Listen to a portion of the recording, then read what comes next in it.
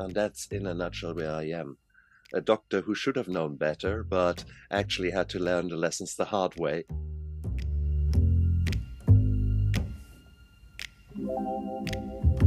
Welcome, Organic Matrix members. Today is super exciting. We're going to be speaking to Dr. Stephan Neff. This episode is dedicated to those who've suffered at the hands of addiction. Addiction has run rampant in the United States.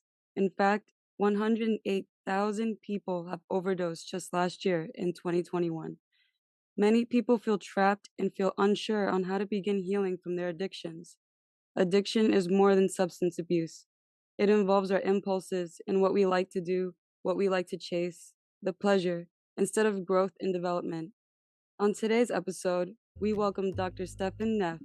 Dr. Neff has firsthand experience with overcoming addiction. He is also a best-selling author, and he wrote a book called My Steps to Sobriety. Dr. Neff shares his experience and knowledge to help support those who want to overcome their addictions. He is also building a community with his podcast and YouTube channel, Steps to Sobriety. Today we go over addiction, trauma, and the effects of malnutrition. Our goal is to equip you with tools you need to take your life back. Good evening, Dr. Neff, and welcome to the Organic Matrix. Sorry. Thank you so much for having me. It's an absolute honor to be on your show because you're linking so many of these beautiful things. When I say beautiful, I mean what's beautiful about anxiety, trauma, and all these things? Well, it is actually, but we'll come to that. But you're linking all those things together and therefore starting to make sense out of the suffering that so many of us go through. So yes, I'm honored to be on your show. Thank you. Can you tell us a little bit about yourself? Where are you Oh, well, from? many moons ago, born in Germany, and I was born in the 60s there. So when I was young, I was in my teenager years, that was the 70s, 80s in Germany. Germany is a beautiful country with a beautiful alcohol culture. So alcohol was everywhere. It's not like maybe in the UK or in other places where there are certain times that alcohol is being dispensed. So everyone rushes into the clubs, get blind drunk, and then because 11 o'clock there's no more alcohol. For us, alcohol was around the clock. And that's actually quite a nice thing if you think about a culture that uses alcohol sensibly. Regrettably, so many of us don't. So that's fact one. Um, my problem was also that whilst I come from a poorer background, alcohol was there, but it wasn't really tempting to me, in all fairness. Having said that, then one day trauma hit me quite big with a gang assault, and I ended pretty beaten up and with a hefty dose of PTSD that I didn't know about. At that time, PTSD was not a thing that you talk about. So therefore, I ended up uh, being in quite a dark place and immediately started to transform myself into Rambo. Really, the next 5 years was pure martial arts, was working during the day in the sense of being at school and then training 4 hours or so. And with not a care about my emotions, what drove me, etc. So I lived for 5 years under this tension. And then I went to university. And guess what? I found alcohol and I found girls. And it was beautiful because now this was the first time that I could actually feel the relaxation, I was no longer Rambo. I could switch off. And that switching off was such a powerful experience. I never forgot that. And so therefore, from then on, whenever times got rough, I liked my alcohol. And, initially this was social. Um, Admittedly, I was very social. I had a good time in university. But then over life, I became a doctor. I emigrated a few times, lived in different countries, married, had family. All those kind of things come with their own heaps of trauma. And I had never learned anything else than work hard. I was a workaholic, and then play hard. I was an alcoholic. Um, and yeah, unfortunately, that only lasts such a long time. Fair enough, fair call. I've made it two decades and then some. So for quarter of a century, I was basically going absolutely nuts with a boom and bust behavior, with a very schizophrenic attitude. Because I was reading self-help books and I was reading everything I could get my fingers on, typically with a glass of wine in my hand, and reading a lot about it and making very few changes. Okay, there was very few books I had not read, and yeah, sooner or later, this kind of lifestyle catches up with you. Mm. And yeah, I was lucky enough my wife did not leave me. I did not get into trouble with the law. I always had a high respect for law. I did not get massively sick from a bodily function, but mentally I was down and out. I was an empty shell. And that was really 88 years ago. Um, and that my spiral downwards had continued to a point that there were indeed thoughts that I would be better off not being on this world. And because the PTSD, the anxiety, the depression that I self medicated with work and alcohol, they were not going away. They were going away for a few seconds, minutes, hours when I was blind drunk.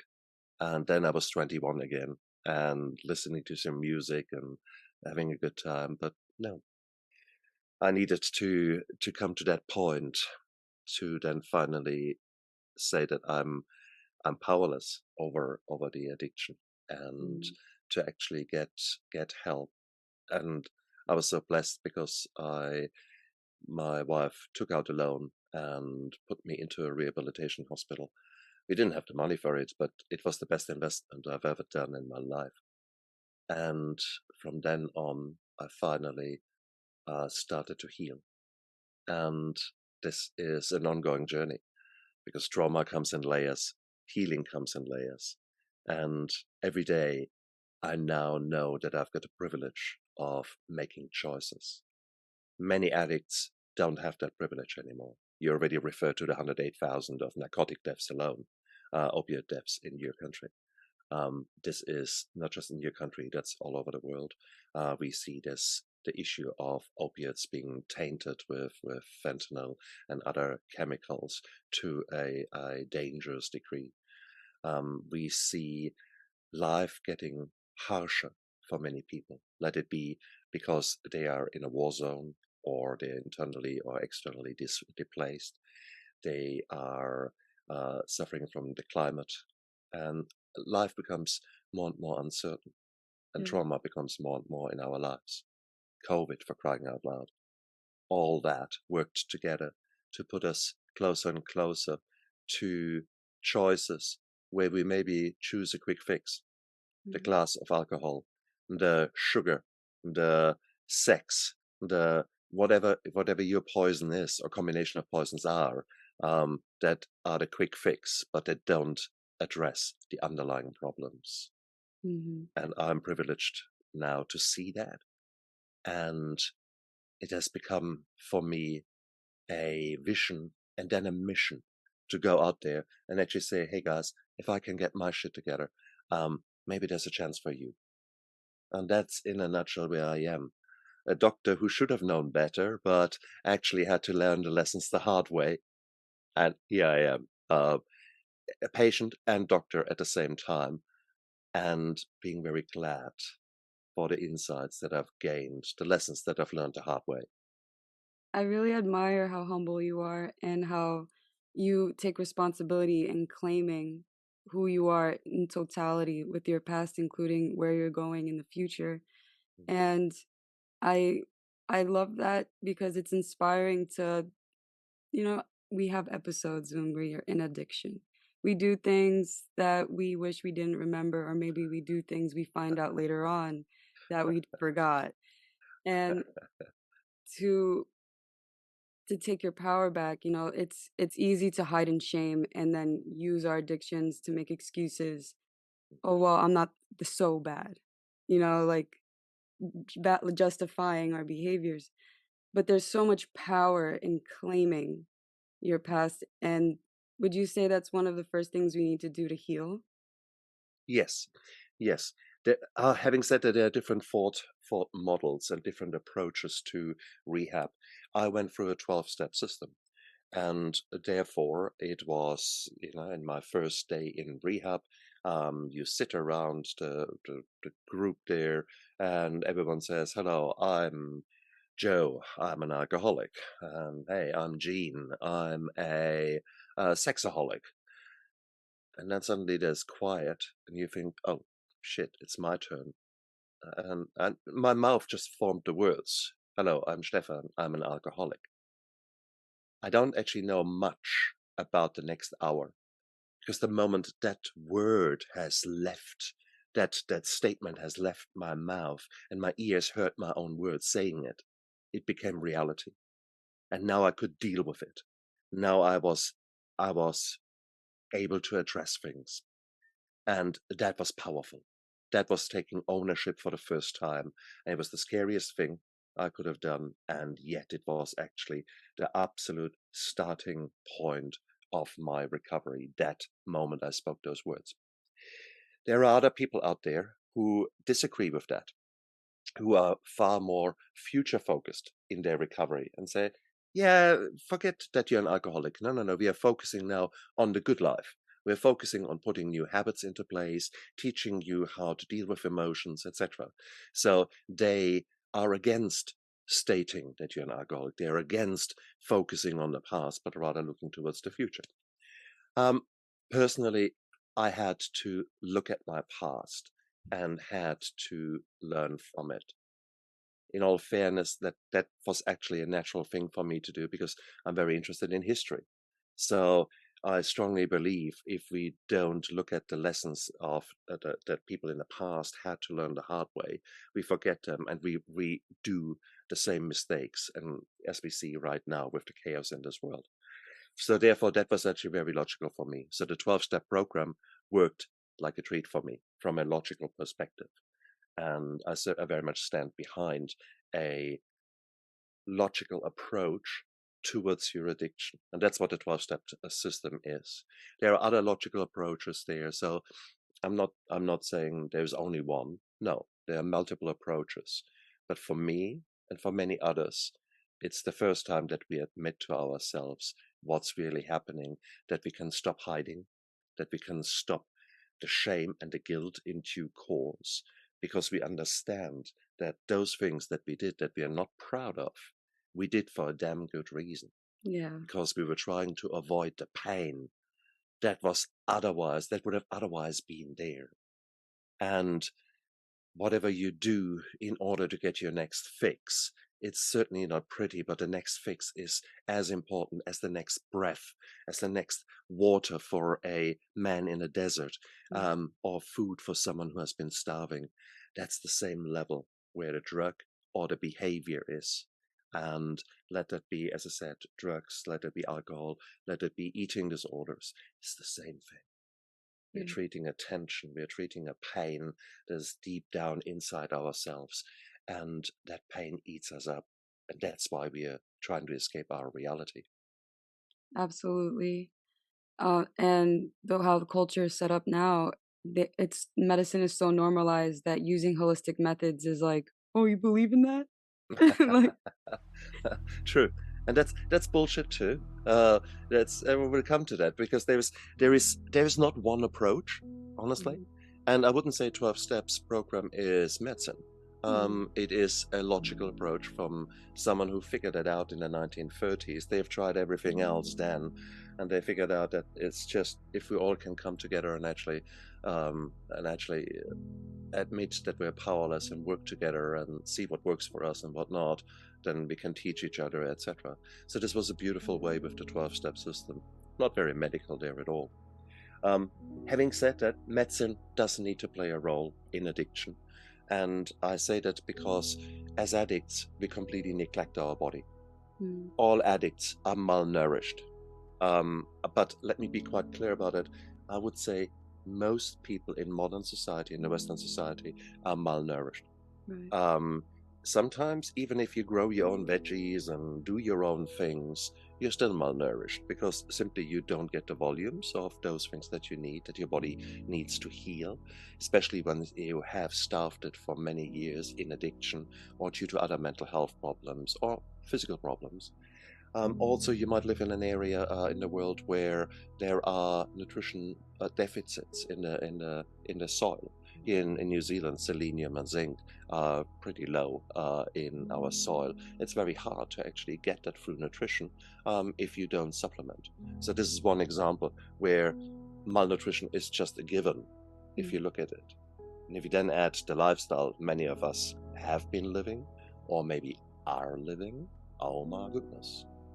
If you then go through a supermarket with open eyes, then you have to admit that really 80% of what you see in the supermarket should not be called food. Food is something that is helping you to live a full life, to make you a better person. I'm sorry, the cardboard packaging is probably more nutritious than some of the shit that you're putting in yourself. Okay, so let's be clear about that. And that's just nutrition. So that's from a holistic point of view. There's so many other aspects of it. There is the rehydration. There is this constant sympathetic drive to fight and flight. We're constantly, and that is good for me as a doctor. You don't catch me out in the anesthetic when I work in my theater because my PTSD makes me hypervigilant. Hey, that's cool. So that works well. But if you're constantly in that state, guess what? You're burning out. Yeah. So therefore, when was the last time you've switched on your parasympathetic nervous system? And that's then again the holistic thing, the meditation, the breathing exercises, the stretching exercises, maybe the yoga, all those kind of things. Mhm. And we haven't even touched upon spiritual. So there's so many things that we have forgotten about in our crazy modern life. Yeah. And it bites you in the bum. It certainly did me. And yeah, I had to learn the hard way. Oh boy, there's a lot of work to be done. What inspired you to start studying medicine? Initially, I wanted to be a vet. And there was this romantic, all creatures large and small, about a vet in the Yorkshire Dales in 1930s. And it was all romantic and beautiful. And he found the love, and it was nice. And I thought, hey, I'd be a vet. And then, however, a friend of mine was in St. John's Ambulance as a volunteer, so teenage volunteer. He dragged me along, and I soon figured out that it's far more fun to help people than it is that. And it's instead of going to the army, I chose 10 years of part-time being a paramedic. So that was that. And then very soon I realized when I put my mind to it, I'm actually quite clever. So I went to university and became and studied medicine. And it was just the human body is an amazing beast. It is just lovely. And I got really hooked on everything. I became an anatomy assistant, so I know my anatomy well by having studied cadavers, etc., and taught others about it. So the more you know about it, the more you're fascinated about it.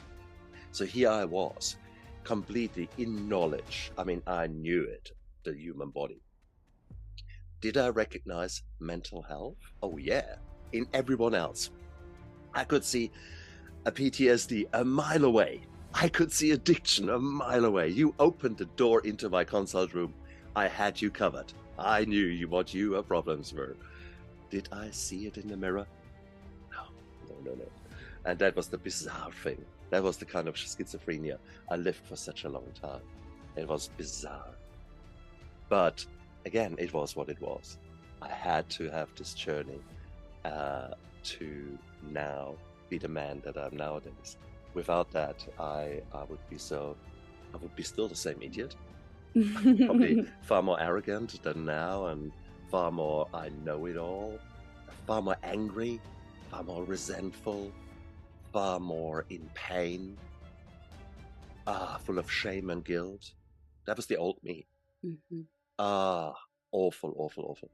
No, and nowadays, no. Nowadays, I'm a doctor, but I'm also a man.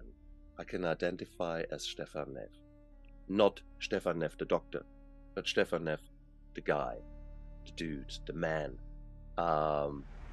Warts and all, scars and all. Mhm. That's me. I love that. Yes.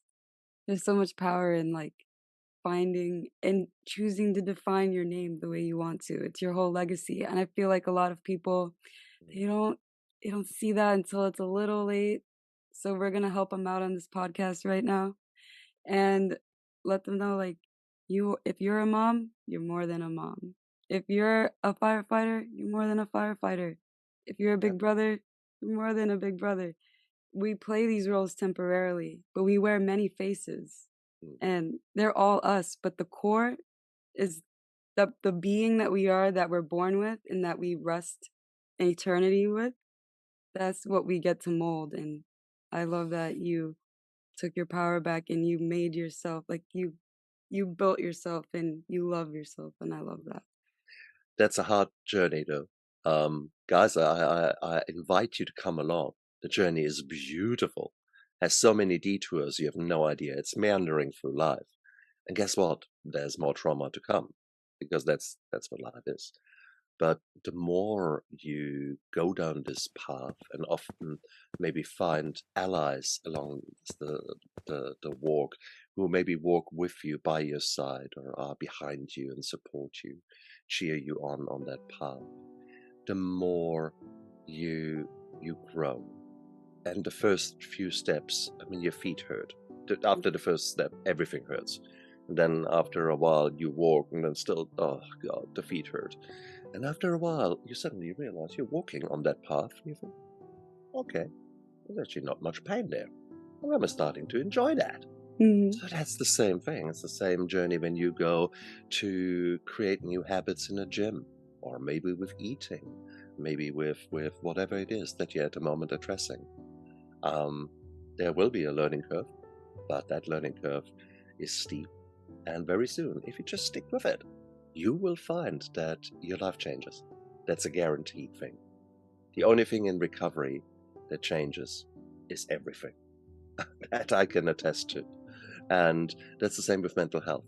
Once you focus on your demons and focus on ways of improving yourself, wow, there's no holding you back. Amen. If you haven't heard about Anchor by Spotify, it's the easiest way to make a podcast with everything you need all in one place. Let me explain. Anchor has tools that allow you to record and edit your podcast right from your phone or computer. When hosting on Anchor, you can distribute your podcast on listening platforms like Spotify, Apple Podcasts, and more. It's everything you need to make a podcast all in one place.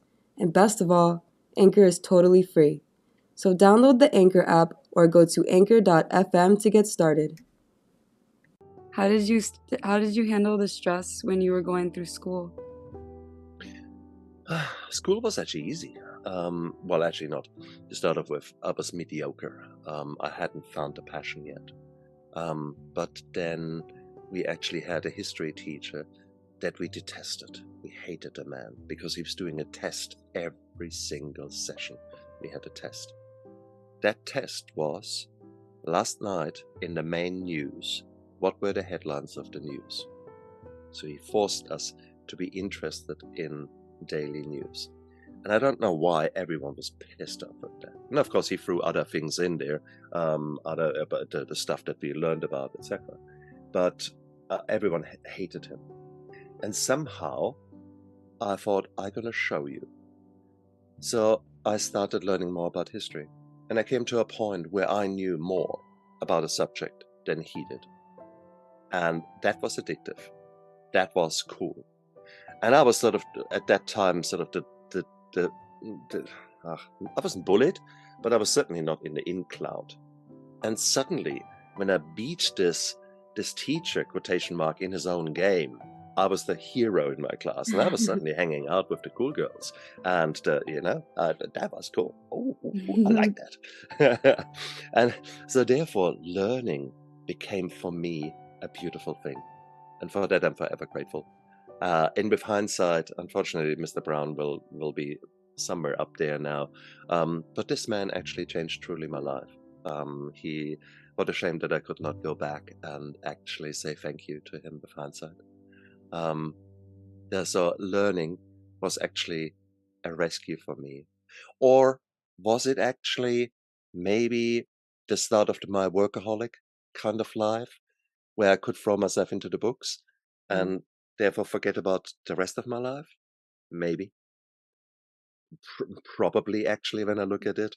Um, Whatever it was beautiful. I mhm, remember one night at university, it was meanwhile coming close to midnight. I was there in front of this anatomy book, and what I had was a cup of tea there, and it was just an old-fashioned light, sort of cone coming down on there. It was completely dark around me. It was completely quiet in the student home, and I was just there. And there was this kind of out-of-body experience of me seeing that cone of light, the knowledge, the tea, and this focus that was beautiful. That was these were the good times. This was when life boiled down to calm and to things. And the way I tell it, I now got the realization that this was serenity, that this was actually calmness that I achieved at that moment, for which I will forever remember that moment. That was probably the first time in my life that I experienced that now that I think about it. Um, Yet nowadays, this is something that we try to achieve with all kind of ways. I saw it there. I saw the glimpse the first time, and that was linked with learning. So stress in university, yes, there was stress, no doubt, but there was also a great time, and I had a beautiful time. Okay, so there was not much stress. The stress came later in my work life because in medicine, certainly when I became a junior doctor, 80, 90-hour weeks were the norm. And it was a very strange thing. You would work 24 hours on, 24 hours off. And when I say work 24 hours, I mean it, 24, and some stuff like that. This how was, can uh, yeah, how can you function cognitively at that state? I mean, how do you that's do it? we know it nowadays that this is virtually impossible. I mean, after 24 hours on the go, you might as well drink 2 bottles of wine because that's the same mistake rate you would do in a driving simulator, etc. 16 hours Yeah. nonstop, it gives you about a bottle of wine. That is the reality. That's what we know now. But then it was a culture of you work hard and you play hard. End of the story. How do you switch off? With alcohol. So that was the kind of attitude that was there in Germany as well as in the UK where I worked. When I then moved to New Zealand and Australia, it was still the same culture for me. Although out here people live different lives, there's more work-life balance, something that I had not experienced being brought up. And to a certain degree, since I was sort of a self-made man, I had laid down the foundations of you have to work hard. That makes you a man. A man is a real man. So there was a lot of macho crap in going through my head. Um, and unfortunately, that was a big hurdle for me. So I created my own hurdles, my own obstructions towards healing and towards recovery, really, towards mental health, towards a good work-life balance. um, Many hard lessons I had to learn in due course before that changed. And probably it still hasn't changed. I'm still guilty as charged. I work too hard. I still throw myself at projects with a passion that is unparalleled. And yeah, I think I've got still that trait in me. It will That's be there until I die. dude, So that's a beautiful trait to have because our longevity is contingent on our sense of passion that we can have. exactly. So from that point, yes, but also you need to develop the same passion for looking after yourself as you do for writing another book. If you're in academia, writing another paper, there are only so many midnight oil candles that you can burn. Okay, You need to look after your sleep. You need to look after your nutrition. You need to look after your soul, after your relationships. There's so much more to you than being the doctor, the soldier, the whatever role you have got, especially if they are very intense roles. We often live them to the fullest, and then the rest just falls to the wayside. If you read any history book about, or any memoir of any soldier, there is never the, and then we stayed together with my wife for 50 years. I'm sorry, there's always a very dark night of the soul, because relationships break up, women walk away from such a crazy lifestyle. Mm. Well, that makes you think a little bit, and it's the same other way around. It's very hard to keep a relationship going if you only focus on your work. Yeah. No, it doesn't work. But yet I lived that. So I don't know how the hell I got away with it. Maybe I know how I got away with it, because I chose a wife who was just as driven as I was. So therefore, we both made the same mistake. But somehow, despite all the pain that we caused each other and that we would live through together, we stayed together. That's, I guess, a difference compared with many others who would much easier walk away from pain and just hoping that the grass is greener on the other side. Mhm. And it never is in reality. And I had to Yeah. learn. Oh, I learned that much, much earlier in my life. So there are many roles, and sometimes we get just so caught up in the fog of war, in the fog of daily life, that we forget to step back, stop that rat race, and actually think what we really need to do to become better human beings. Mhm. Are you familiar with Maslow's hierarchy of Oh, needs? hell yes. Oh, hell yes. I just did a video on that yesterday, actually. Yeah, I would love to see it. I know, and it is so beautiful, because I might as well tell the story here. It Yeah. is, I was anesthetizing a gentleman last week, and we did shoulder surgery, so I had numbed his shoulder. He was completely pain-free there, sent him off to sleep. Uneventful surgery, uneventful anesthetic, put him into recovery for him to come around. And soon the nurse says, "Look, can I have some different painkillers? They don't seem to work." I said, "Okay," wrote something else up. And then she came back and said, "Look, would you mind reviewing this patient?" And I said, "Okay, yeah, what's going on?"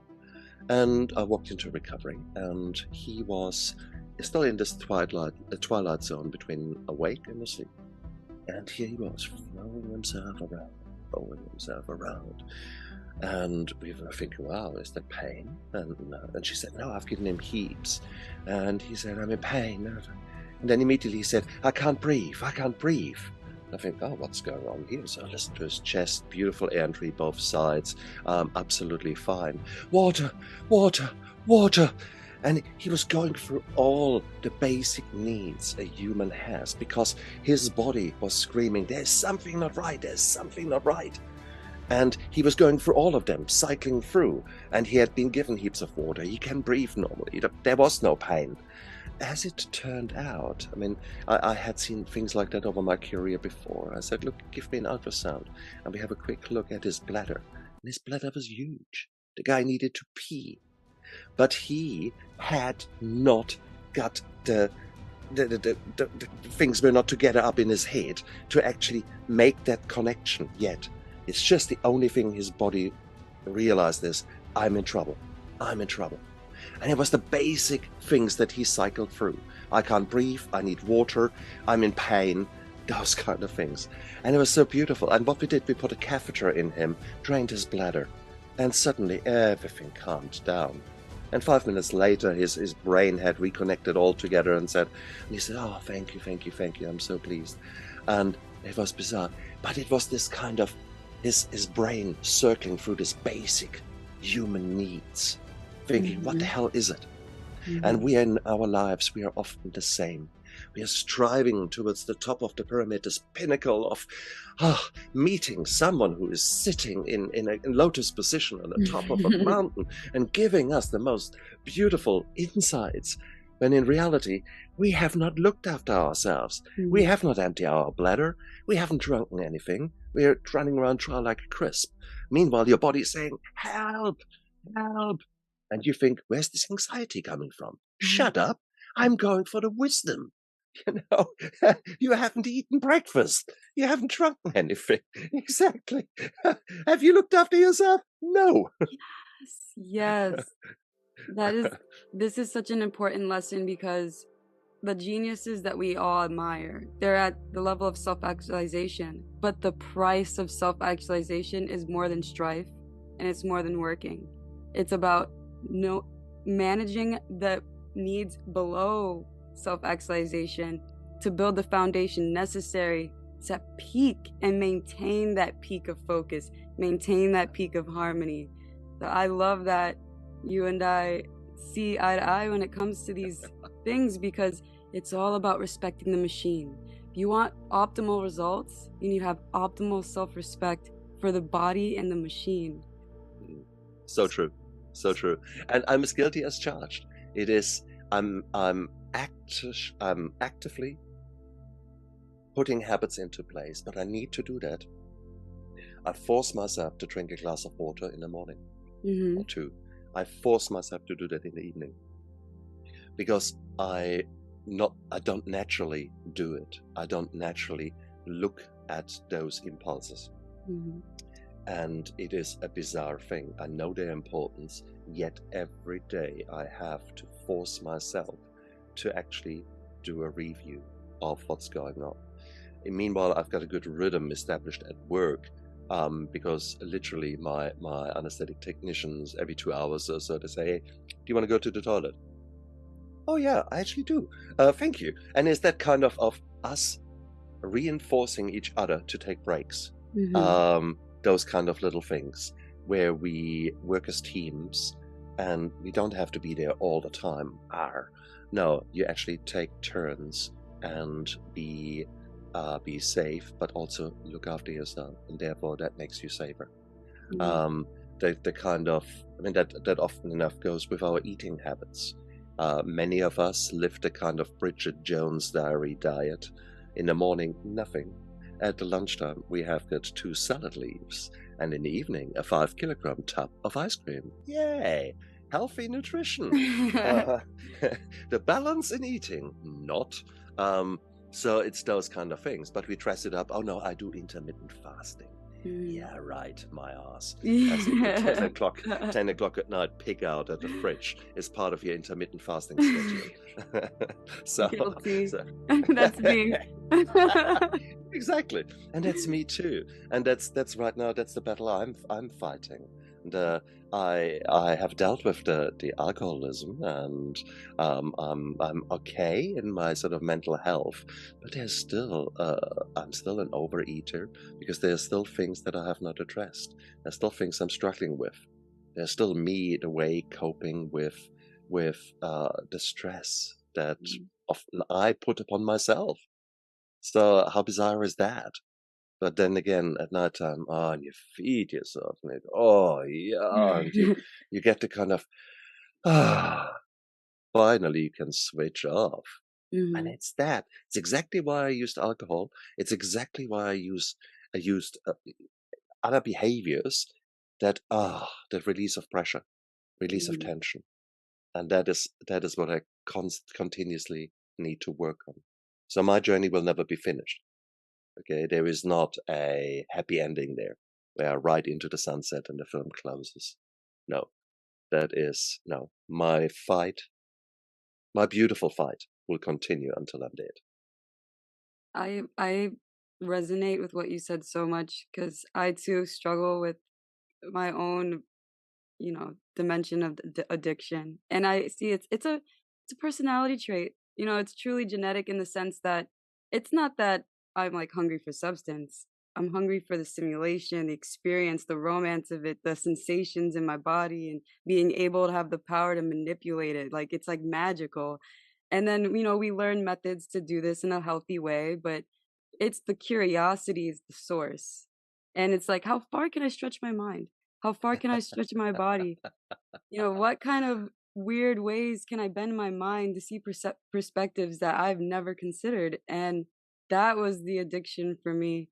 And, like you said, we find ways to channel those aspects of our personality. Like for me, it's this podcast.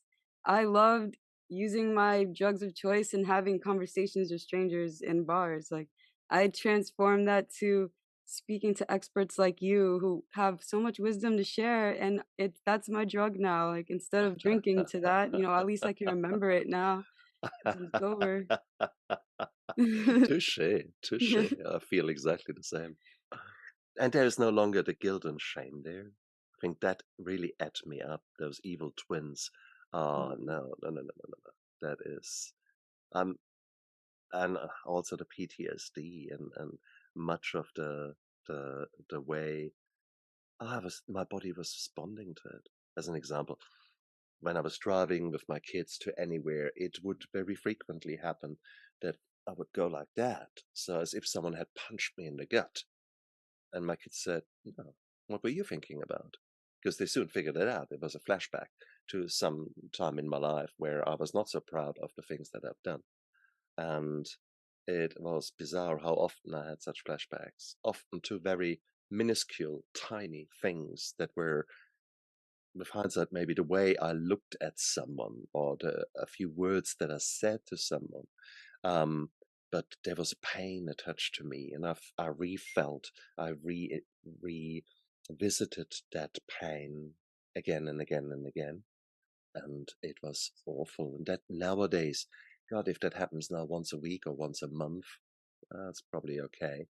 In the past, this would have been multiple times during the day to mm, just see myself having healed so much that I do no longer have these kind of emotional hard times that revisit me every single day. Well, that's beautiful. But that is because I've done the work in other areas, and that's beautiful. That's maybe where I also try to deal with the lowest level, with the with the foundations of the pyramid, where I make sure that I'm actually looking after myself. Because I know if I don't, then it becomes very easy for me to imagine a glass of wine. And there's a mnemonic that I use called HALT: hungry, angry, lonely, tired. Now, tired in my job, that's very easy. So that's already one. If I'm hungry, if there has been a lot of stress, angry, and if I'm lonely, and lonely can mean for me, lonely with regards to emotions, literally, in that sense. It could also be that I have not lived my life to the fullest, that maybe I did not do the hobbies that I normally enjoy, that I did not activate my parasympathetic nervous system with whatever techniques I choose, those kind of things. Then if I put three of these things together, then my mind starts wandering towards not so nice solutions. If I put all four together, then, I can see the condensation running down on the outside of this beautiful amber liquid that will give me release of my tension, guaranteed. Okay. So that's what is happening. mhm, So I have to force myself every day to live a better life. But the cool thing is we have got the privilege of choice. We mhm, choose every moment what we do. Now sometimes you don't have the choice. Okay, if you're living in a war zone and the bombs are falling down on you, there is only so much you can do. Okay, right now you better do fight and flight, or you jump out of the way of this car that just is about to bowl you over. That's fight and flight. These are appropriate times. But there are other times when you can switch that off. And that's your choice. mm. Do you want to do that, or do you want to keep going watching telly until 2 o'clock in the morning and or answering emails until 2 o'clock in the morning, or whatever it is? Um, this is your choice. You're not a victim. Mm, We sometimes love our pity parties far too much, and we have not yet learned to move out of that role that we play so well, the role of the victim. And we justify everything that we do with being that victim. My message to you is whatever happened in the past, that is what happened. The past is the past. It has happened. You can't do anything about it. You can learn lessons from it. You can use the past to guide you in the right direction. You can use the past as fuel for the fire now to create a new person. And that is beautiful. These are all valuable uses of the past. But you living in the past, either in those beautiful times when you were still 21 and when you were dancing away and it was so beautiful, and you can't let go of that, and you are now 55 or 56, just that birthday. Great. Yeah, okay. Hang on. So you were a really good dancer.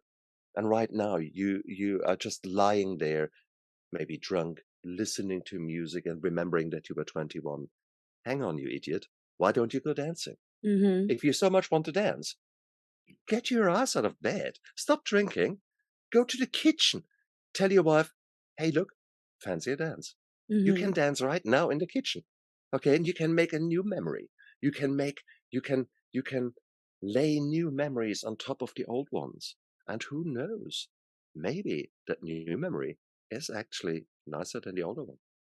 Or it complements the older one. How nice is that?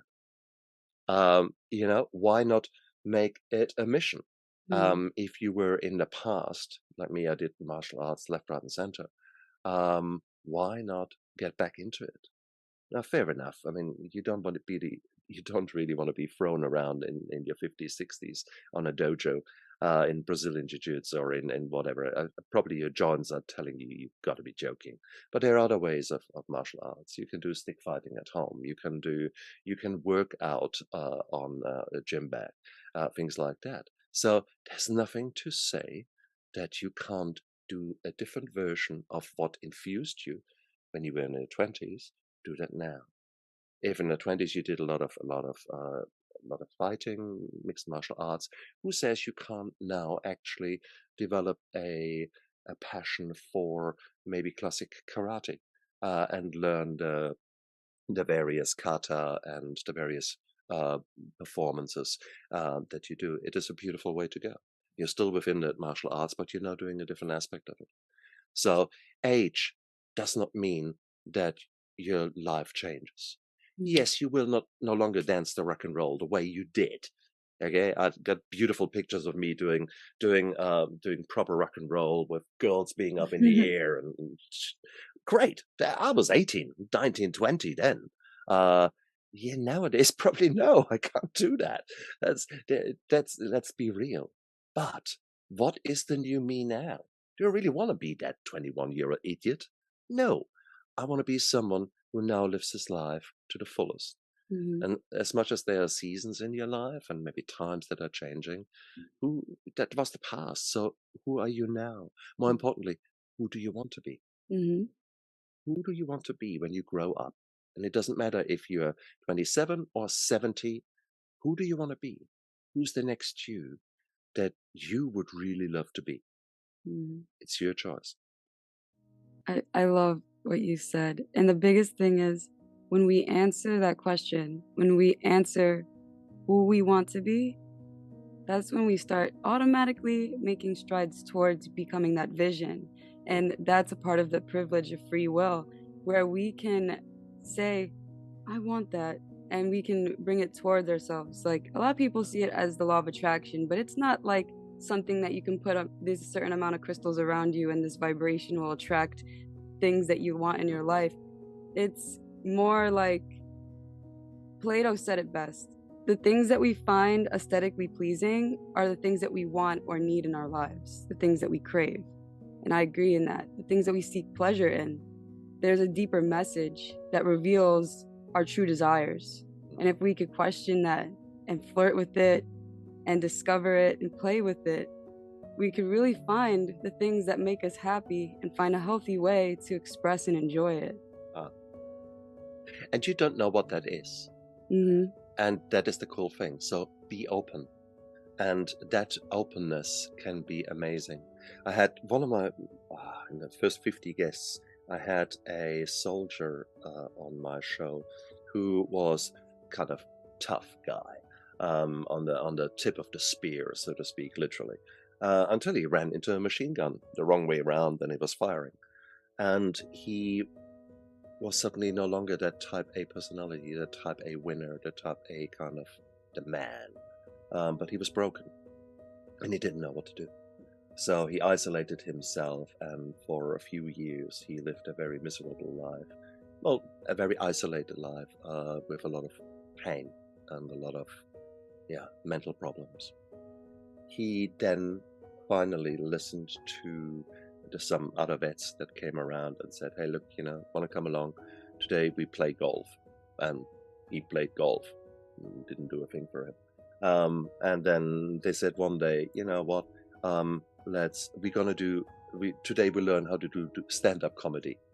He said, "Okay, come along." Guess what he is now? He's a comedian. It completely got him. It was completely his thing. And he had no idea about that. Absolutely no idea. But he just gave it a shot. There was an opportunity. He just took it. So the lesson there is 80% of success is just showing up, taking an opportunity and seeing where that leads you. If you think, hey, they are doing these kind of sound bowls where they lie there and experience different frequencies, what could go wrong? You're Yeah. lying there for 40 minutes. Is that no one will transplant your brain or something like that. So give it a shot. If it works, cool. If it doesn't work, so what? You have had a nice snooze. So, try something new and you will be amazed what will happen. That's magical. Mm. When did you start realizing that you were developing an addiction in the past? 95% of alcoholics will look you in the eye and will say, "There's nothing wrong with me." Okay. That is, I haven't got a problem. So therefore, denial is part and parcel of being an addict. Let's be quite clear about that. I guess you get inklings. And those inklings, we as doctors can judge or can quantify and qualify when we ask the right questions. For example, have you ever thought that you should cut down on your alcohol? Have you ever felt angry when other people were talking about your drinking? Have you felt guilty about drinking too much? And then the last question that we ask is, do you sometimes need an eye opener the next morning because you want to actually calm down the jitters or just feel a bit better with your hangover? So these are called the cage questions. Angry, guilty, cutting down, angry, guilty, eye opener. And we use them because a good alcoholic will have 4 out of them. That's it. That's who we are. But we know, but we deny it. We are hiding, and it's the hiding that is unnormal. Okay. So therefore, when did I first know? I probably knew very early on, deep down inside. Question is, when was I ready to make a change? And that there was a 20-year delay probably in there. So yes, and it is what it is. That is what the disease of addiction is. We are, after all, serving our body just in very destructive ways, but we are taking the pain away for at least that fraction of a second. We're giving us the good feeling that make us forget the trauma of the past or the trauma of present. That's why we escape our reality with whatever it is that we are doing. And therefore it all makes sense in a very weird way to your body. And therefore it's if the body says, "Hey, hang on, I feel, at least for a moment, I feel good," why the hell would you stop that? You're doing something very profound. You're helping the pain of your soul. So what tomorrow? Forget about the consequences. Right now, that is far more important. We need to look after each other. There's no two ways around it. But I guess you never you never start doing that until you have gone through a certain amount of trauma and a certain amount of damage to your life. And I always compare it with you pulling a bow backwards. You've got the arrow loaded, you're pulling the bow, and it's all the pain and all the trauma and everything else, the insides that are building up, building up, building up. Hopefully, you're now not just shooting anywhere because you're so confused and so full of pain, and actually the arrow hurts people, but you are actually now finally getting your moral compass right. You're actually figuring out who do you want to be, and you've got all that trauma that is pulling back the string, and it's just a matter of you visualizing, okay, where is my target? Who do you want to be when you grow up? Then you can let go, and now suddenly this arrow flies, and you will be amazed. Um, it's a beautiful, beautiful, beautiful journey. Mm. But you need to go through that trauma. You need to have those experiences because otherwise there is no incentive for you to find the new you because Mhm. life is okay. It's miserable. Yes, I'm abused at home. Yeah, that's okay. I'm still living. That's fine. Yes, I get beaten up every day. But somehow there is still a bit of hope in me that maybe one day with his apologies last longer than 24 hours, you know? And there is still this kind of, I hang in there until the pain becomes so clear that you are so sick and tired of being sick and tired that you actually have to take action. And that's when the miracles happen, when Yeah, you take action. I agree. I can relate to that as well. When enough gets enough, it's the biggest blessing when that final straw hits. I mean, it's like a chaotic disaster, but it does set us free, gives us the key to our own prison.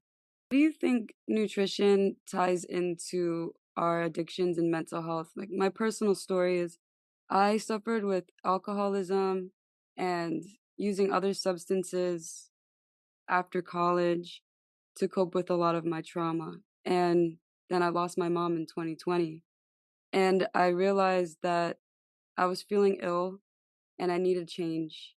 And my current coping mechanisms were destroying me and they weren't healing me. And I didn't even feel good anymore doing it. But what really helped me stop craving the substances that I was dependent on was when I started addressing my nutrition. When I started taking different blends of superfoods and taking my doing my blood work and seeing where I'm low specifically, not guessing. Mm. And I tell you that my clarity completely changed. I went from having mood swings to like thoughts and memories coming back that I wouldn't be able to process. It'd be like, what are these visions and voices? And I had that moment of like mania where I thought a higher being was speaking to me, but really it was just my PTSD trying to keep me living in the same cycle.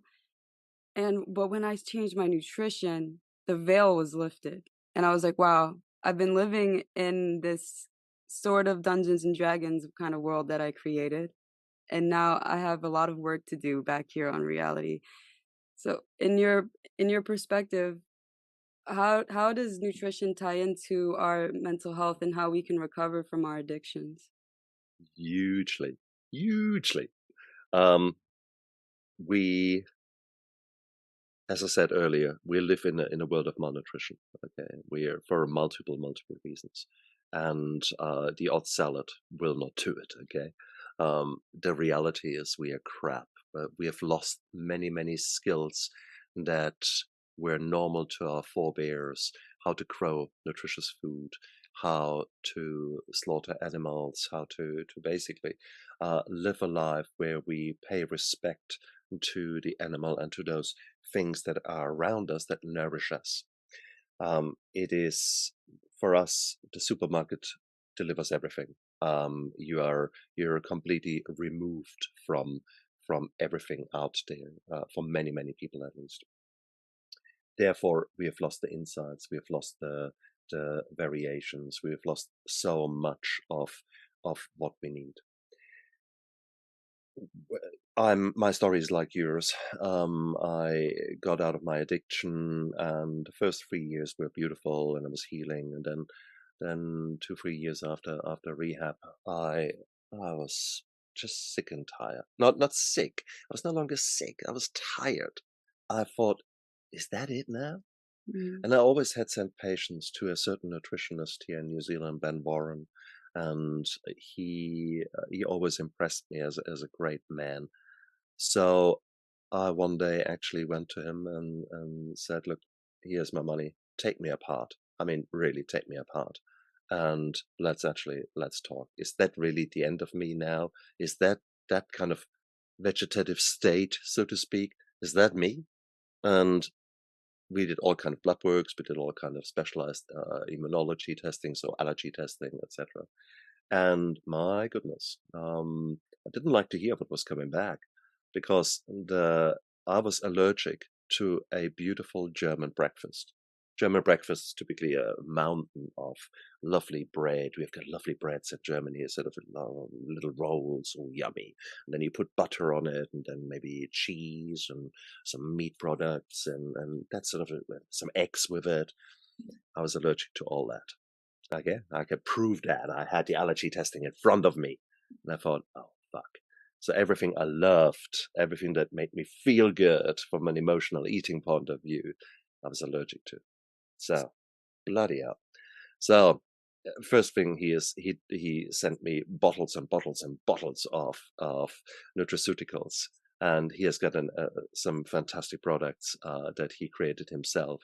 So I knew about all that, and he said, "Here, there you go, man. You need that, and so much of that and that and that and that." And it was a good handful, sort of a good handful of things in the morning. But I soon realized that actually my body was missing that. That is how I had abused my body, mhm, and it was what it needed. mhm, So I started doing that, and I started changing my diet. I cut out those things that were triggering me and making me unhealthy. mhm, And that was pretty much what I said: the gluten, the dairy, um, eggs, those kind of things, and a few certain other foods that I just enjoyed. But okay, I made the point, cut it all out, and started nutraceuticals.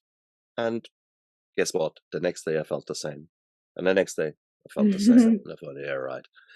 2 months later, niggling pains that I had from old injuries, gone. Yeah. Smelly feet, gone. Hay fever, virtually non existent. Mm, My whole body had changed. And I realized that had been in such an inflammatory state, it was no longer funny. mhm, And now all that inflammation was being switched off. And that was amazing. My life completely changed. There was a clarity now in my head that was as if someone had switched on the lights. mm, So the attention to nutrition made all the difference in my daily life.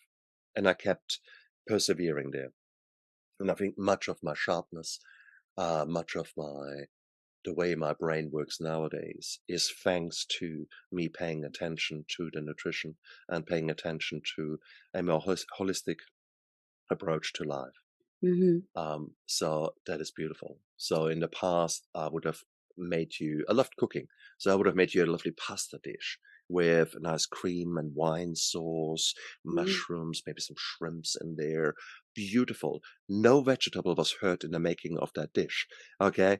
And nowadays, I've just 2 weeks ago, I made a huge amount of chili con carne, and I managed to get 10 different vegetables hidden in that chili con yep, carne, and it tasted like, yeah, yes. Few carbs there, and the carbs were healthy carbs that were coming from roasted vegetables, some carrots, some kumara, some stuff that is healthy, lots of fiber in there, and then there was some meat in there, but it didn't play the main role. It was sort of here and there, and the rest was veggies, and it mm. tasted like a dream. My family loved it. So stuff like that, complete different cooking compared with in the past. So therefore, I cut out those things that were potentially harming me. Mhm. I added in those things, especially the micronutrients that my body craved and needed. Mhm. And with that, suddenly, my body was no longer in the fight and flight mode. Oh my God, our shelves are empty. You need to eat, you need to eat, you need to eat. Suddenly, I was actually giving my body what it needed. And therefore, some of the anxiety dropped down. Mhm. Yeah. And in my personal theory, and like there's bits of like case studies to that give me this conclusion is that some of addiction could be we're self-medicating anxieties of our bodies wanting us to satisfy fundamental needs. For example, if Absolutely. we're thank you. I've debated with so many people about this concept. Personally, I figured this out is similar to your patient that had to use the bathroom and he was going through all his head. What do I need? What do I need? I feel like people are like maybe lacking maybe zinc, vitamin D, and they need Mm, to go outside and they think, mm. oh, I need a cigarette. We're like, maybe you don't need a cigarette. Yeah. Maybe you need some sunlight. And some people are like, "Oh, I'm anxious. I need to self-medicate." They don't think Yeah. like your body's telling you that you need something that you Mm, probably have to consume. And a lot of that piles up because when we choose a substance instead, we become more malnourished, more malnourished. It's, absolutely. yeah, and then it kind of domino Yeah. effect from there. What we haven't touched upon is the fact that you have got about 1.5 kilos of nerve tissue in your head called the brain. You've got actually 1.5 kilos of nerve tissue in your gut. And that nerve tissue works together with about, I don't know, how many billion of bacteria that are living inside of your gut. It's called the gut microbiome. Mhm. And we have only in the last 5, 10 years began to realize how powerful that interaction of a healthy gut flora and um, the nervous system within your abdomen, how they play together. And it is an amazing, amazing insight. And that's where we learn so much more on an ongoing basis. And this is stuff that, as a doctor, I never learned. And it's only Mhm. stuff, as I said, 5, 10 years ago, it started coming onto the surface. But nowadays we know that if we look after our gut and actually deal with the allergies, therefore that kind of sort of leaky gut, as we describe it as a model in our heads, that is calming down. So we're actually stopping the kind of onslaught of stuff that should stay in the gut that's now leaking inside the system and is causing mayhem. We're Mhm. stopping that. We're giving your body what it needs to heal. We are actually working on techniques to calm down our sympathetic nervous system. You've got the fight and flight that most of us are running in. Now, that is not conducive to healing. Mhm. When you have to fight, then your body says, no, no, no, no, no. It's just forget the healing for a moment. Let's do damage, or let's deal with the damage that immediately right now happens. So basically stop him bleeding to death, those kind of things. Mhm. It doesn't say, wow, okay, those cells over there, they really need better blood supply to heal. Or actually those cells over there, they need to be dead. We need to kill them and get rid of them, eat them up because they're cancer cells. Okay, we Mhm. see that. But right now we're still fighting that bloody saber-toothed tiger. And meanwhile, the cancer cells are saying, hey, no one is watching. Let's get on with it, guys. And so here you are. So there is so much to our lifestyle that essentially destroys us. And we choose that lifestyle. Okay. We know that about 48% of cancers in the world are at least uh, supported by our lifestyles, if not completely caused by our lifestyles. Mhm. Now, that's a hell of a lot of cancer that is due to obesity, alcohol, nicotine, and the other poisons that we choose to consume to deal with our pain and our hurt. Hang on, guys. That's this is we're committing suicide in installments, and Yeah. it's bizarre. Yeah. And it's only something that we begin to realize now. So, a holistic lifestyle where actually you stop and you actually cultivate ways of switching off the sympathetic nervous system and and it's supporting the parasympathetic nervous Yeah. system. May that be that you sit for 15 minutes in a sauna, or that you maybe go to a jacuzzi, a spa pool. That you, if you have no money, go out there and hug a tree. That's on purpose ironic, because there's one of my first guests. She was a hardcore businesswoman. Completely, her body was rotten, and she could barely move in pain. And she went to this retreat, and the yoga guy said, "Okay, come on, girl. There is this tree. I want you to put your hands on the tree and just stand there for 20 minutes because you can't do anything. You can barely walk out of the car." And she said, "What shall I do with this tree? I'm not a tree hugger." 20 minutes later, half an hour later, actually, um, the yogi came back and sort of said, "Yeah, okay, you're finished. There's your session for today." And she was about to get really angry with him, turned around, stomped to the car, and realized when she was walking to the car, hang on, I'm actually walking to the car. I'm not shoveling. I'm not barely moving. I actually feel good. And that was, and she was such a brainy person. For her, she was a money investor. She was doing all those kind of things. And suddenly her reconnecting with a very different side of life and of nature suddenly gave her power back. And nowadays she runs a retreat and is doing these kind of things. But would you believe it? You know, from multi-million-dollar business deals and broken body to now healthy body and a life that she fully truly enjoys. Wow, that is the reality. So whatever that means for you, if you're not a tree hugger in a good sense, then that's cool. Find something else. Mm. How is it to be out there in nature and maybe do a competitive sport such as, I don't know, shooting or maybe archery or whatever it is? Be out there and actually enjoy yourself. How beautiful is that? And that suddenly you focus on your breathing, you focus on things, and all this tension falls away, and you feel really good. Why is that? Because you've switched on the parasympathetic nervous system, and now your body allows itself to heal. It also comes up with solutions to problems. Mhm. When you're in a chaos, the fight and flight, you're often completely like that. You can't see straight, or you can only see straight, but you don't see other solutions or methodologies that help you to approach a problem. Mhm. I get the best ideas when I'm standing under the shower and you just relax and suddenly, bing, your brain comes up with something, a solution to a problem where you thought, Mhm. ah, okay, beautiful. I love those So moments. what does it take for you guys out there?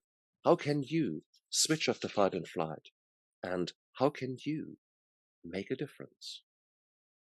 Maybe combine those things. We said holistic nutrition. Okay. Mhm. So maybe, just maybe, cook yourself something really nice and something healthy. And now switch off your handheld device and actually just sit there and enjoy it. Mhm. Actually, have a bite and chew it. Do you feel the crunchiness? Do you feel the fresh salad or whatever you've put in there? Do you feel the sweetness developing as you're crunching the cells there and sweetness comes over your tongue? And now you've swallowed it and you sort of all these tastes came together and you made that. So that's an achievement. And you're looking after yourself. That's an achievement. And now you're eating healthy. That's an achievement. There are three things you did where you have made a decision to live a better life by simply cooking yourself some nice food and now eating it intentionally. How cool is that? Eh? You're a winner. Mhm. You've just changed your life. And can you imagine the compound interest if you were to do then maybe a bit later another decision that might again guide you in the right way? Maybe have a glass of water, Mhm. or maybe park the car not immediately at a supermarket, but maybe at the very end of the car park, 200 meters away. So you are now walking 200 meters extra. That is more exercise than you had done yesterday, you know? And just keep going. It's beautiful. That's the life that I live at the moment. There are setbacks, no two ways around it. There are days when I don't feel like it. Hell yes. Um, but all in all, I've made the conscious decision that I want to live more intentionally. I want Mm. to live a life that is worthwhile living. And I want to have a smile on my face and say, well done, Stefan. You really didn't want to do that, but you did. And for Yeah, that, I'm proud of. And that's cool. that's very cool. So, what was the moment that inspired you to write My Steps to Sobriety? Actually, I had spoken. I've given lectures in the hospital, and I've been more and more outspoken about my own recovery and about addiction. And when my wife said, "Why don't you write a book about it?" And I thought, "No way, no way." And there was still that bit of shame, and not guilt, not shame, not guilt, the kind of embarrassment. I didn't want to put myself forward. And I thought, maybe. And I started writing, and I couldn't stop. So for half a year, it just poured out. And the first version of My Steps to Sobriety was pretty harsh. It was pretty far more honest and far more my story. And it was obviously a lot of healing involved there because I actually wrote things down that maybe I had not ever written down. And I then gave it to read to some people, and one person I really truly love and appreciated, the boss of the rehabilitation hospital in which I was. He sort of read it and said, "Hey, look, man, all the addicts go through shit times. They have got their own shit. You don't need to be so specific in the shit. Why don't you aim or focus more on the life that you're living now and how you got there, the lessons you learned, etc., rather than be so specific." Mm. And that was actually quite nice. So now I had done the healing by actually journaling, so to speak, writing down things. And then I started modifying things. And um, I did, and I was happy with the product, put it out there. Then, yeah, and there's so many things because I didn't market, wasn't the greatest seller. So whilst I became an Amazon bestseller in Australia, it was still didn't reach the audience that I wanted. So I got in touch with a different publisher. She started working with me, and it was a nightmare because the book that it is got destroyed, and she wanted. It was an awful journey with lots of new trauma there, and it just, oh god. But I grew, and the book grew. So ultimately, Message to Sobriety now is again reflecting my journey, and is reflecting the lessons I learned the hard way. And Mm. there are so many lessons I put therefore into that book. So My Steps to Sobriety is basically a little bit of my story. Far more important, though, it is the story. It is breaking down the 12 steps into a logical framework. Something. Forget the God. Forget the kind of more esoteric things, but look at it like you having a friend, and you both are in the same business. Let's say you both have a restaurant, and your friend is really struggling, can barely make ends meet, and your restaurant is buzzing. So he would come to you and say, "Look, man, can you help me? I mean, look at you. Your restaurant is full. Mine, there's some tumbleweeds rolling through. Um, I don't know what to do." So you would say, "Look, come on, man. Of course I help you." So you would go across. What would you do? You would probably sit down, have a look around, order a few things off the menu, observe the staff, taste the menu, try not to vomit. Then maybe go behind the scenes, check out how the food is kept and what is happening. Do a really good inventory of what's going on. Then you probably want to have a good discussion and maybe put a few changes in place.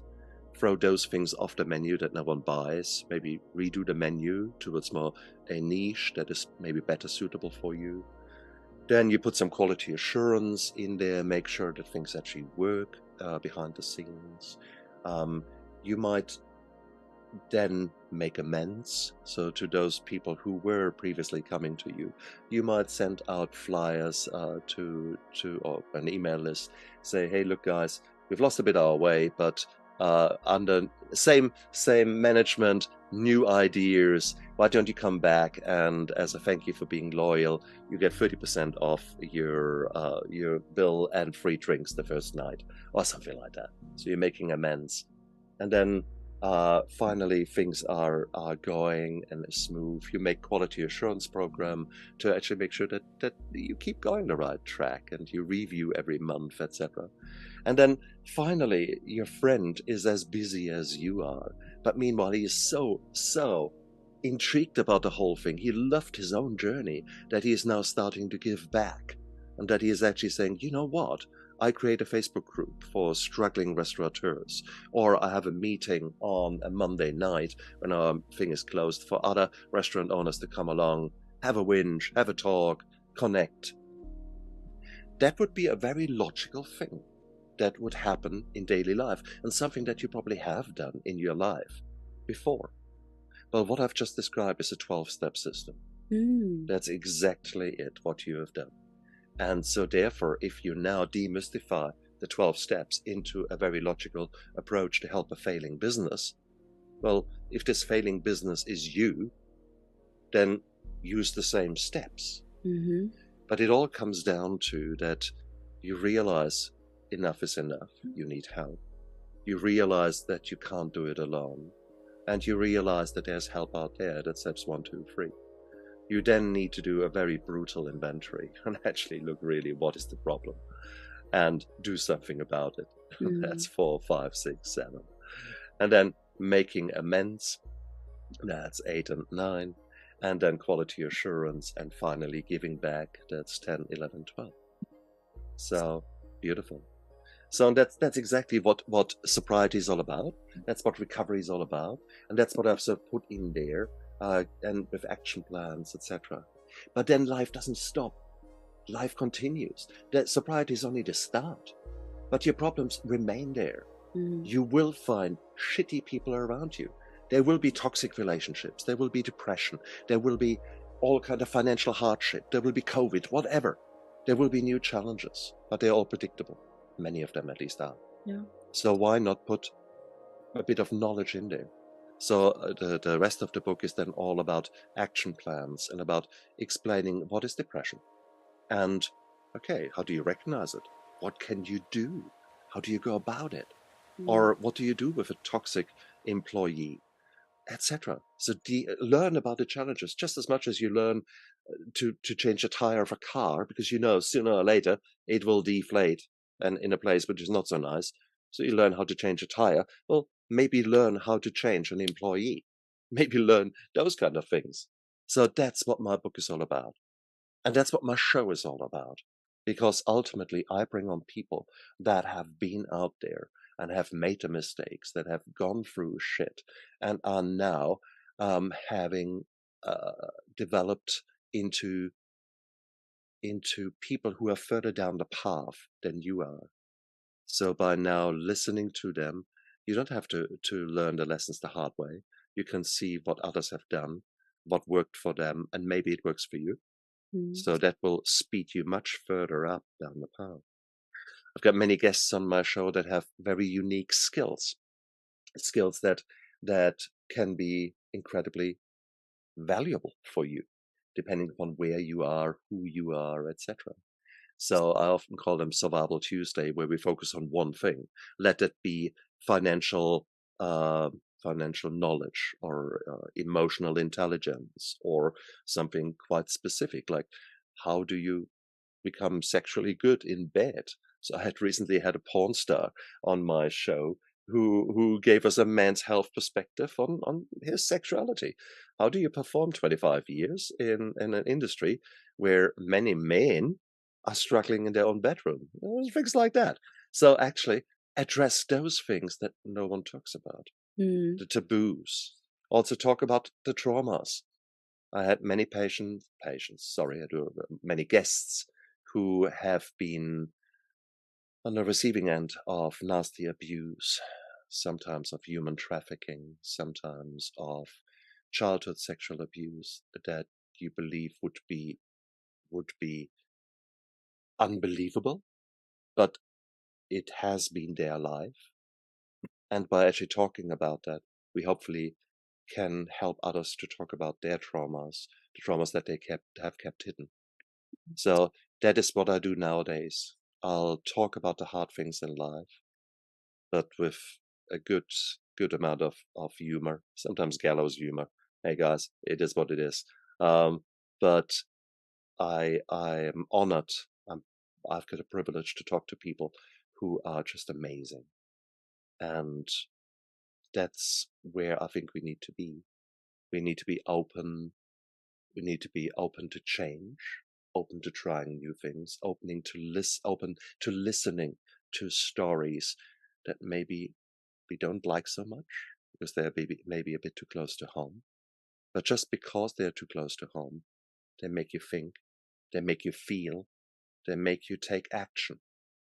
And hopefully we can guide you into taking action into the right direction.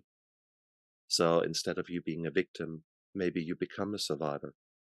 And then maybe out of a survivor, you become a thriver Mhm. because you're maybe coming on the same journey as we are, where we are now being open and honest out there and are talking and trying to make this world a better place, one interview at a time. Absolutely. I love it. I love what you're doing, and I'm gonna look into your that discussion. That sounds I love the topics that you brought awareness to, and I like the taboo topics too because it's all about like I love this day and age because it's about being authentic and like finding comfort and power in that. And do you provide one-on-one coaching? Negative. No. I'm burning out with that. I Okay. did that when I was a pain physician. I Mhm. did. I was getting far too involved, and that became its own trauma. So Mhm. no, it is. A lot of people have asked me that, but no, I'm not a life coach. I'm I'm a man who is continuously trying to improve himself, and with that, I can lead by example. I can do living amends, so to speak, and you can learn from my lessons. But there are many life coaches that I bring on. I would say about 50%, 60% of the people who are on my show are actually coaches and are can help you there. So, but I see myself as as maybe the candle in the darkness, or maybe the torch, maybe even the lighthouse. I don't. The more we can spread light and the more we can open up, the more we can maybe influence others and let them grow. And that's what I do. I bring my we talked about my steps to sobriety as my book and as my show and podcast. I'm also writing other books. I've just finished a book with 16 female co-authors, which is called Depression Lied to Me, where you basically tell 16 stories of depression to actually show that, hang on guys, depression is such a chaotic and strange um, beast. It's a chameleon, comes in all kind of shape, form and sizes. So sometimes you don't know that your pain is actually depression. And so therefore by us doing that and by us speaking out about it, maybe we can make a difference. So I'm always working on new projects, because ultimately there is so much that we can help, that we can change. So I love my life. Would I go back and change anything in the past? That's often a question I'm asked. No, no. All the trauma came with purpose. It made me who I am now. I was such an idiot, but that was then. The past does not equal the future, and I am determined to create the best future that I can. But without the pain that I've gone through, I would not know where the direction is that I need to go. So no, it is it's a good life, and I'm determined to make it the best life I can. Thank you. So, Stefan, we have some rapid fire for you. What is a funny story your family tells about you that you'd like to share?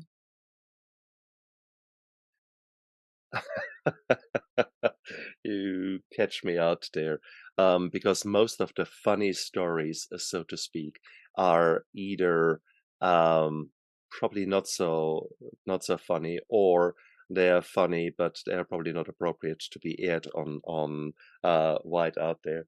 I have done many things that I'm not proud of that were quite funny. So I was the soul of the party, so to speak.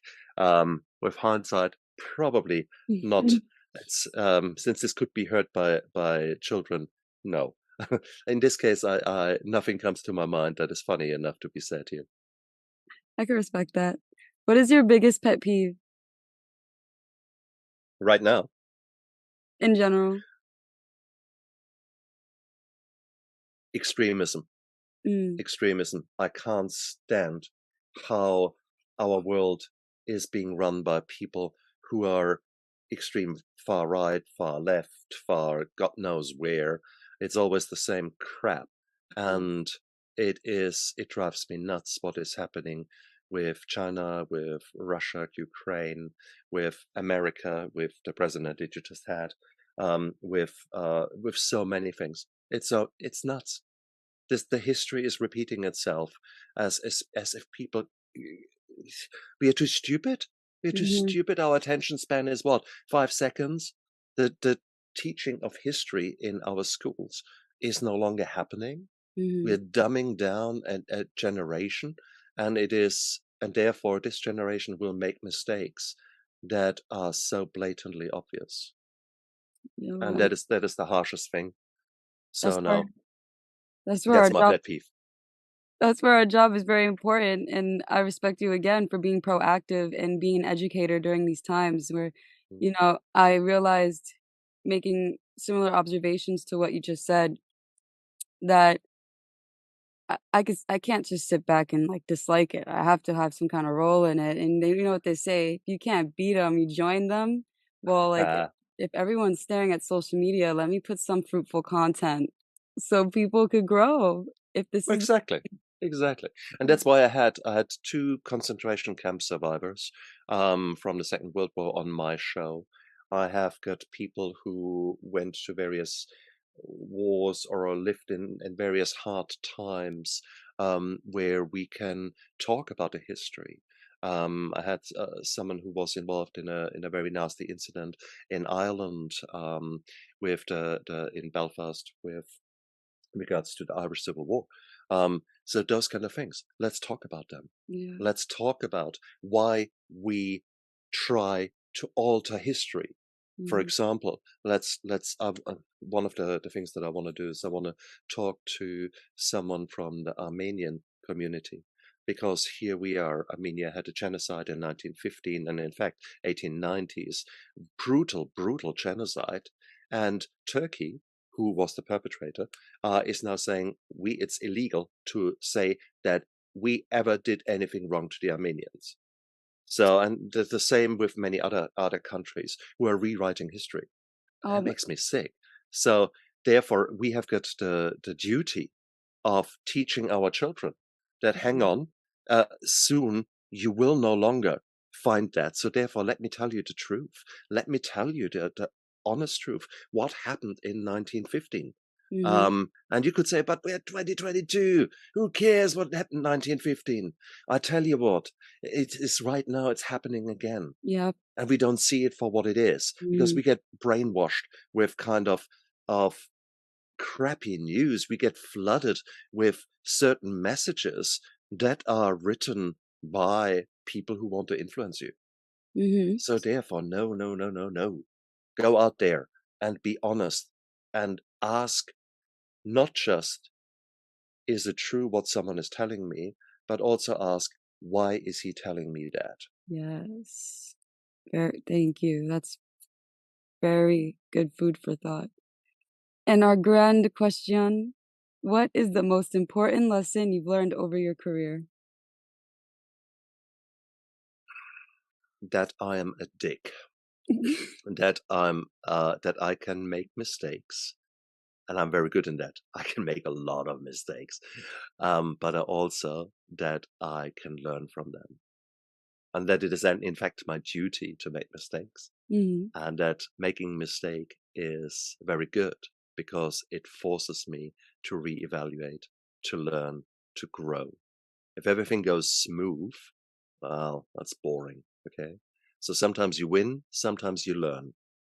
And that is a beautiful attitude to cultivate and to celebrate mistakes you make and learn from them. Thank you so much, Dr. Neff. I loved speaking to you. It came very natural to me, and I appreciate your transparency and your strength in telling your story. It was an absolute honor to be on your show. And for all of you out there, guess what?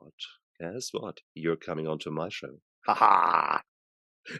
We turn the table. And I would love I that. get I get to grill you, and it's gonna be fun. I can't wait. I would love to do that. Absolutely. So, guys, thank you so much for tuning in. This was a longer show than we had initially planned. It is what it is. So, thank you so much. It was an honor for me to be on your show.